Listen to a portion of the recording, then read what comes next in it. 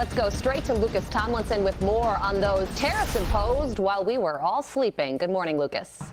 Well, good early morning, Carly and Todd. It's official. The tariffs on all steel and aluminum products go into effect today. It's a 25% tariff or tax the Trump administration says will create more jobs at home. The European Union has announced retaliatory measures. President Trump says these tariffs are just the beginning and could increase.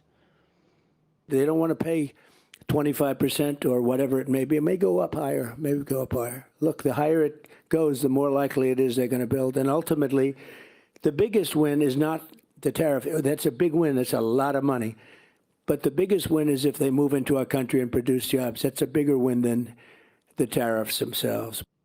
Trump's Commerce Secretary Howard Lutnick will meet with Ontario Premier Doug Ford tomorrow to discuss a new trade agreement. The meeting comes after Ford apologized to the American people after suspending a 25% tax on electricity exports to the U.S. after Trump threatened additional tariffs on Canadian aluminum and steel. Here's Ford and Lutnick ahead of their meeting.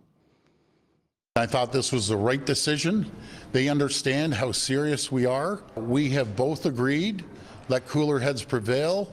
We need to sit down and move this forward. When you're negotiating with someone and they're not paying attention and they're disagreeing, the president, who's the best deal maker ever to sit in that chair, is going to say, here's my response. And then all of a sudden, shockingly, they respond.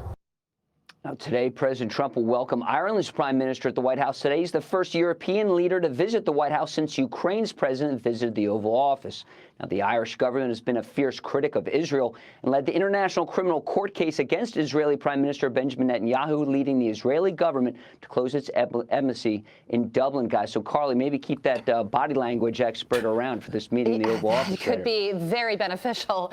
Lucas Tomlinson live for us in Washington. Lucas, thank you so much. With that, let's bring in Fox News columnist and contributor Liz Peek. Liz, all these foreign leaders talk tough. They saber rattle, wave their fists in the air, say, we're going to come after America. But then they cave to Trump in the end, sometimes like mere hours after they've stuck their chest out and gotten all brave. Isn't that proof that these Trump's tariff will work to achieve his foreign policy goals? What it really is proof of is that we have an incredibly unbalanced trade situation. In other words, we have a huge import trade deficit, have been in that situation for a very long time, and that is one of the things that Trump is hoping to rectify.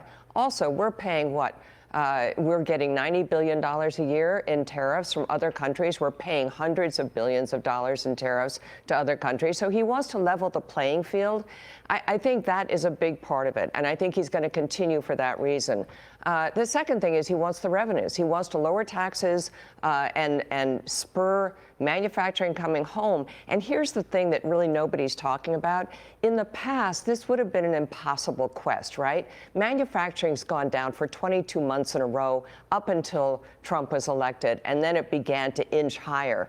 But why have we lost so many manufacturing jobs? Partly because our labor rates are so high compared to Mexico, compared to China. I mean, there's a reason American corporations sent jobs overseas. It's not just tariffs, which are certainly not helping. But now what's happening with AI and this tremendous explosion in technology, we're going to be making more here in the United States at lower cost. So I think that's a tremendously pivotal element in this argument that no one really is talking about, and they should be, because when you're manufacturing cars or widgets or washing machines, boy, does AI help bring down the number of employees I mean, it's not great for workers, but even so, we will be adding jobs, just not as many per unit of output as we used to, probably. So the big news overnight is the 25% tariff that went into effect on steel and aluminum, not just with Canada, but across the board with all of our trading partners. People hear that, they say that prices are going to go up. What will the impact of that be? It could be, as Trump has acknowledged, that there will be some minor inflationary aspect of that. Look, what he is doing is short-term pain for long-term gain.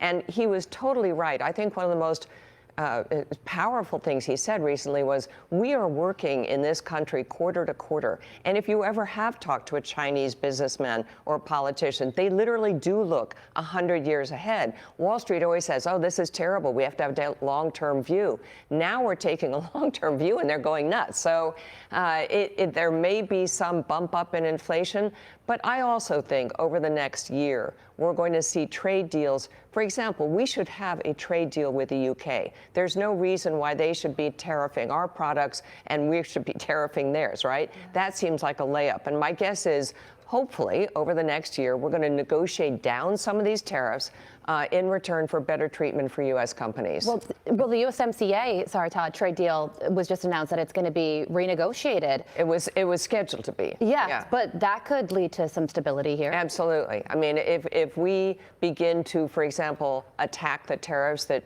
Canada still puts, even with the USMCA, on American goods, that should be a positive thing going forward. I'm really glad you mentioned the markets and the short-term view that we now take in the United States, because these CEOs are under pressure basically daily. If the stock dips, people are like, oh, that CEO, are they doing a good job? And that has created really an unfortunate situation for the market where it's basically day trading. And you can't really have that. So will the markets eventually come to realize what Trump is doing with tariffs, or will the sell-off continue because they just can't deal with short-term uncertainty? Well, the sell-off, I think, will not continue for very long because our economy is in very good shape.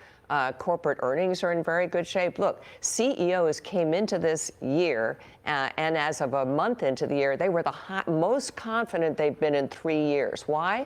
Because they believe in Trump's deregulation. They know he's going to work very hard, and Republicans are on the hook to lower corporate taxes, and I think that's in the cards.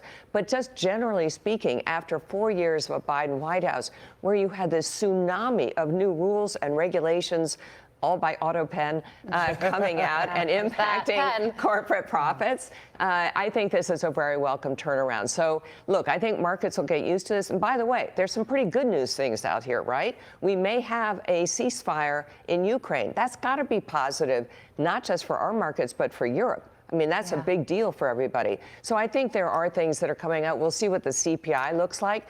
Don't lose track of the fact that energy prices are down, gasoline 9% versus last year. That's pretty powerful. So, and egg prices are even coming down. Well, and you know what? The president also did his part to spur the economy by buying that red Tesla outside the White House yesterday. Yes, it's another conversation somehow entirely. when the market's crashing, I always go out and spend money. I mean, it's like it's a terrible impulse, impulse. But hopefully everybody does that. I knew I liked you, Liz.